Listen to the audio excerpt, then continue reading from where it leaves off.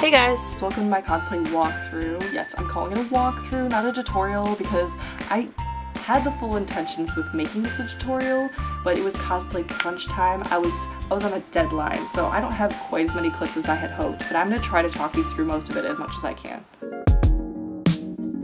I'm going to start off by saying that I am not a sewer, so I'm going to direct you to another YouTube video where I learned how to do the Peter Pan dress. She's a great tutorial, and if I were to teach you how I did the dress, it would essentially be just reiterating what she said in her tutorial. Her username on YouTube is CoolErpa. It's a really great tutorial. Please go check that out. The only thing that I did do differently was I added more of a cartoonish looped trim. For the squid on the front of the shirt, I just bought some cool tone pink fabric. After tracing out my pattern, I just cut it out of the fabric with the intention of sewing it back to back and flipping it inside out so it would lay very flat, but that did not work out. Did I mention I'm not a sewer? So I ended up just ironing it back to back, and then it laid nice and flat. For the face and the outline of the squid, I cut out the face that I drew on my pattern, and then I transferred it directly onto my fabric. Then I drew a 1/4 of an inch border along the entire squid pattern. All I did was mix a baby pink paint with a little bit of blue and a little bit of red, and then it gave me that perfect rose color. Then I just painted it directly onto the fabric.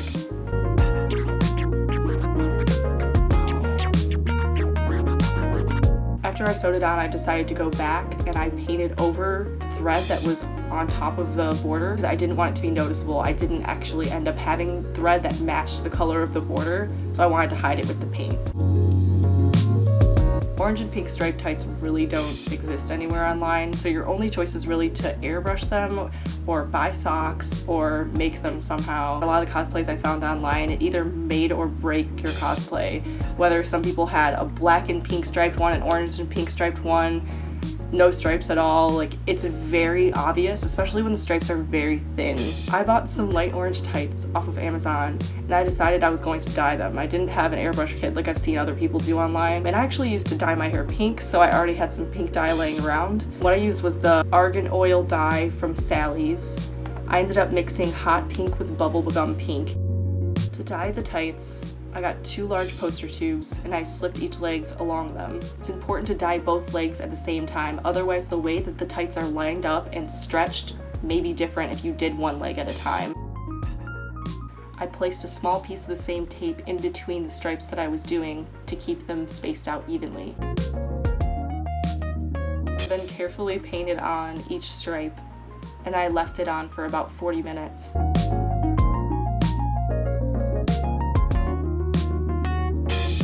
Make sure you rinse this in an area where you're not going to be worried about staining or making a mess, because the pink was everywhere. I actually don't have a clip of this because it would just be too difficult to record.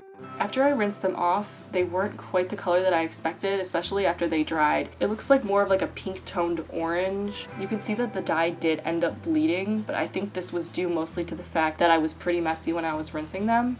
Make sure that you leave the tape on while you're rinsing it off. If you take it off, the dye will slide around and your stripes will be ruined. Rinsing each stripe individually all the way around, rather than just moving your hand up and down the base of the entire poster tube like I did, I think that's what caused some of this bleeding. It got underneath the tape.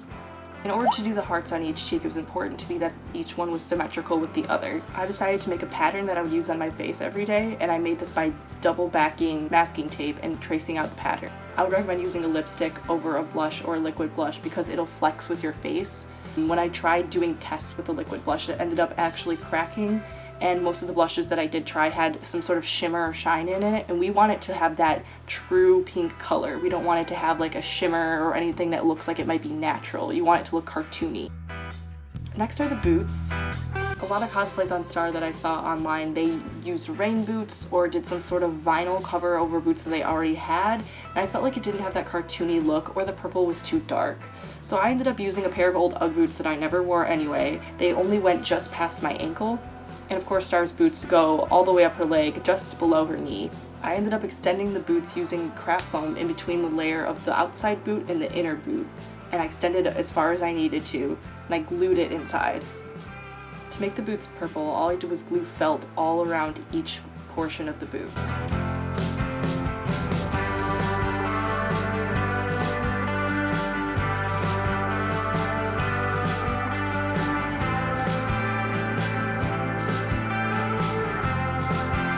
Then I took a lighter purple felt and I cut a trim that fit along the entire length of the bottom of the boot.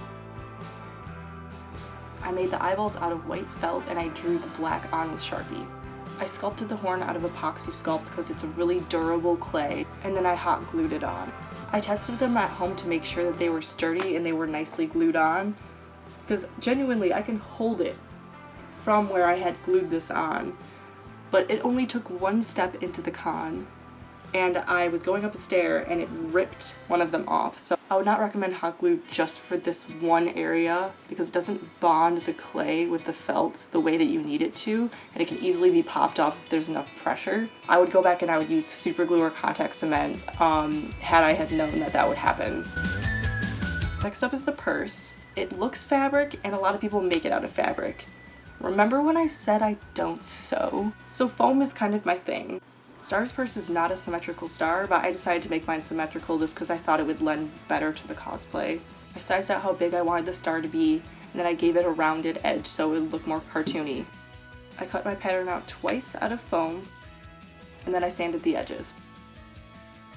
Then I had to decide how big I wanted my purse to be, so I measured how much space I wanted between each layer. I knew that this purse wasn't going to be practical, so I only wanted to make sure it had enough space to fit my phone in only. I used masking tape to measure around the edge how much space I wanted between the purse, then I used the tape itself to cut out the gap I wanted between each side of the purse. You do not have to use the masking tape method. I think it would have been faster if I didn't use the masking tape method. Just measure the amount of inches or half inches that you want between each section of the purse, and then just measure out a long strip of that you're going to put in between both layers. Then I primed my purse with white paint.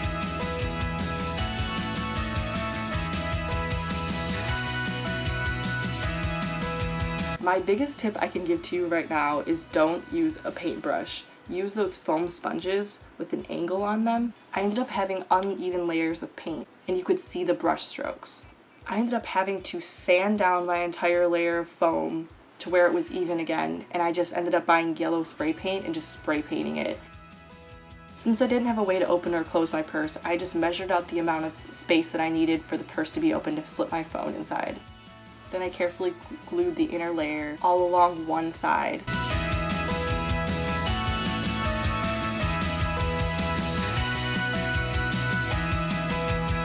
I just attached the other side of the purse, and that was it.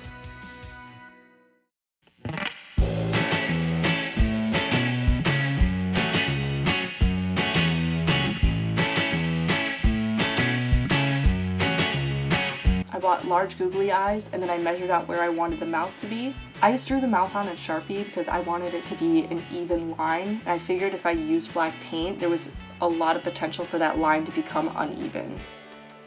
To attach the straps, I just dremelled 2 deep holes all the way through the top of the purse. I used Mod Podge to seal the holes, and then I painted inside them as well. I ended up using a plush string. I wouldn't recommend using yarn because that'll start to hurt your shoulder after having it on all day.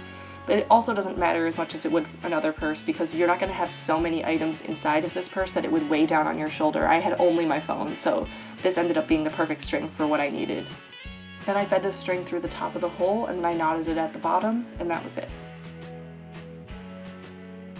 The headband was something else that I could have pre-purchased, but all the ones that I found online were either too pointy or too curved, and stars are cartoony, so they're supposed to be a little bit rounded at the edge, and they're not supposed to stick straight up as much as they are just a slight curve in. For that, I decided to sculpt my own horns just for the fact that I wanted it to be as accurate as possible. All I did was prime those with white paint and then painted it a red to match the headband. For the wig, I just used a wig that I used for a Zelda cosplay. I would have chosen something a little bit more of a bright yellow rather than this deep dark yellow, but I think it still suited my cosplay very well. This is by far my most underestimated cosplay prop. I thought all of the shapes were simple, thought the design was really simple, and it was going to be a fun prop to make and wear and use, but it ended up being so much more difficult than I could have ever expected. Let's get into it. I started with a white foam ball that I bought from the craft store. I believe mine was around 6 inches, but the size of this will depend on how big your hand is, how big you want your wand to look. I had already cut off about 1/4 of the foam ball itself straight down to give it that flat edge. Even though when I bought the ball it had smooth texture, I knew that paint wouldn't absorb it well and it would end up looking like it had more of a grainy texture. I decided to try to prime it with Mod Podge, thinking that that would solve all of my problems, and it actually didn't work at all. So I ended up using wood glue instead. Wood glue goes on in really thick layers and you're able to sand it after it dries. So I ended up doing about 4 layers of wood glue, sanding it in between, 1 layer of paint, and then 3 more layers of wood glue, just to get this as smooth as I needed it to be. For the handle, I bought a 3/4 inch wooden rod. I ended up cutting it down to 8.5 inches. This will also depend on how big your hand is and the size that you want it to be. The 8.5 inch measurement does include the rod going mostly all the way into the ball. Make sure you measure the grip of your hand because you want it to fit perfectly in between where the butterfly is and where the base is. So this is going to vary depending on the person. Then for the butterfly, the heart, and the bottom trim accents, I just sculpted it out of epoxy sculpt. I use epoxy sculpt because it's a type of synthetic clay that air dries just like a normal air dry clay would. Any other type of clay that you buy, even if you use some sort of sealant, it's going to crack and it's going to be pretty brittle. Epoxy sculpt cannot break even if you try. Like, we tried throwing one of our sculptures on the driveway and we still could hardly break it. So I knew that this could be trusted for my prop. Epoxy sculpt also self-adheres to whatever you sculpt it to, so I didn't even have to glue on the bottom 2 decals. To start the centerpiece of the wand, I laid down the flat side of my foam ball and I traced around it.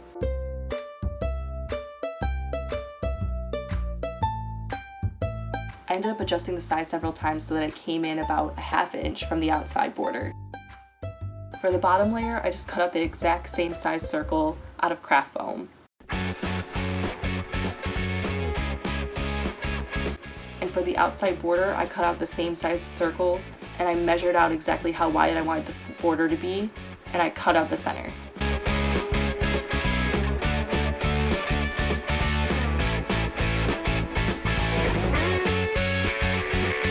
Then just glue the border on top of the bottom layer, and that is the base. I sealed the edge of this piece with Mod Podge, so when I painted it, it would have a much cleaner edge. Next is the star.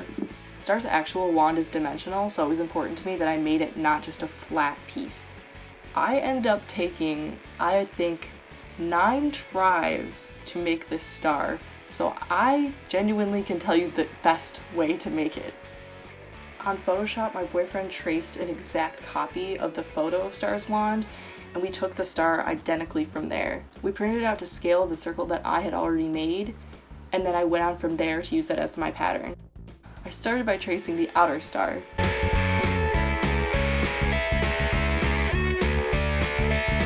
It's important to remember that this star is actually not a symmetrical star.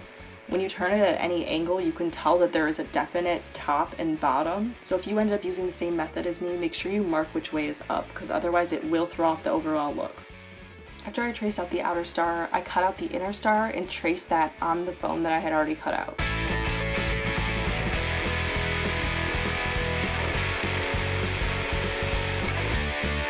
I made sure to include indicator lines where each one of these little spokes would be.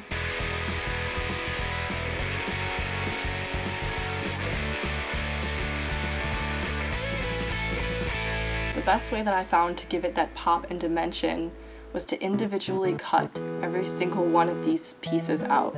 I then glued them together at the meeting point and then to the star itself. So I glued these 2 together, and then I glued them to this star. And then I glued these 2 together, and I glued it to the star. And I went all the way around until it was complete.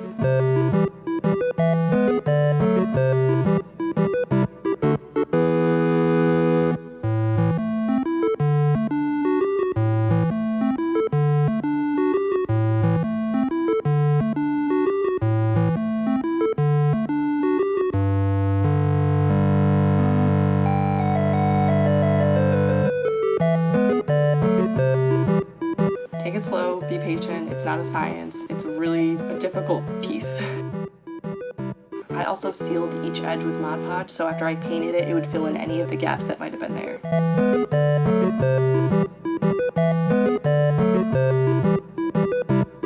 To make the pattern for the wings, I double-sided masking tape front and back.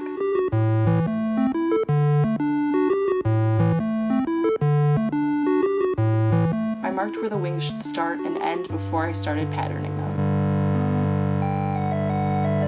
And then I drew out my best guess of what they looked like, based off of the reference picture.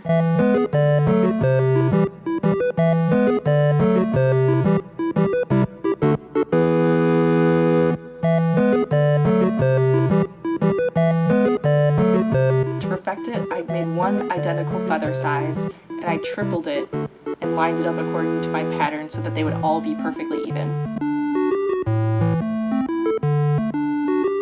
Once I was happy with my pattern, I cut it out twice in thicker craft foam.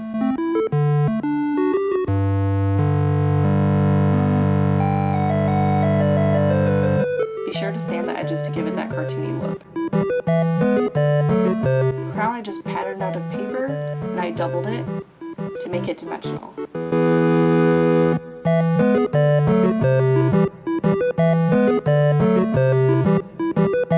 Then I glued my handle onto the foam ball, and all that's left is to paint and attach.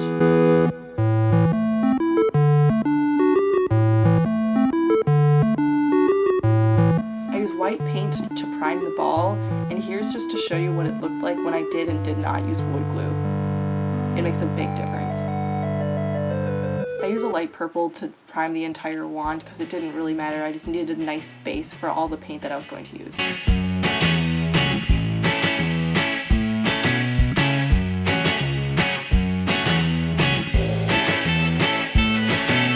I ended up mixing Purple Pizzazz and Vivid Violet by Americana for the perfect color of the wand, but I ended up adjusting this paint color so many times. I think I ended up putting light purple and white in it just to get the right color, because what I would mix would look different than when it dried, so it's going to take some trying in order to get the color right. I would recommend using the wedge sponge as much as possible just to get an even layer of paint. It also took a lot more coats than I was expecting, so just be patient, make sure you let it dry in between.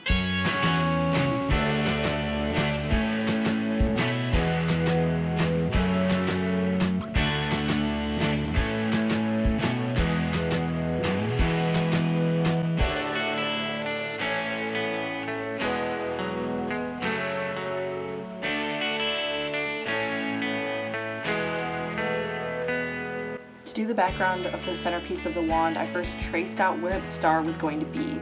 That acted as a guideline of where all the different shapes needed to be before I painted them.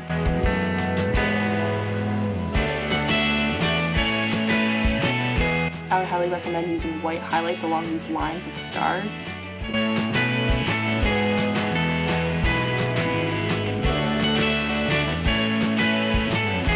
Really helped to make my prop pop, and I think it made it look a lot cleaner as well. Just attach everything with hot glue when you're done.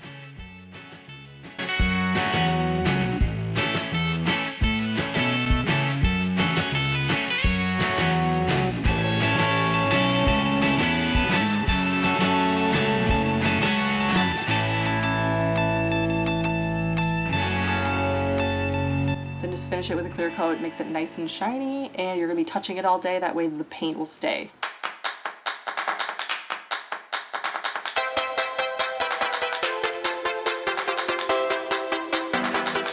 Please let me know if you like this video. Subscribe if you're interested in more tutorials. I'm planning on doing Camilla from Fire Emblem Fates next, so if you want to see that, please stay tuned. Thanks for watching.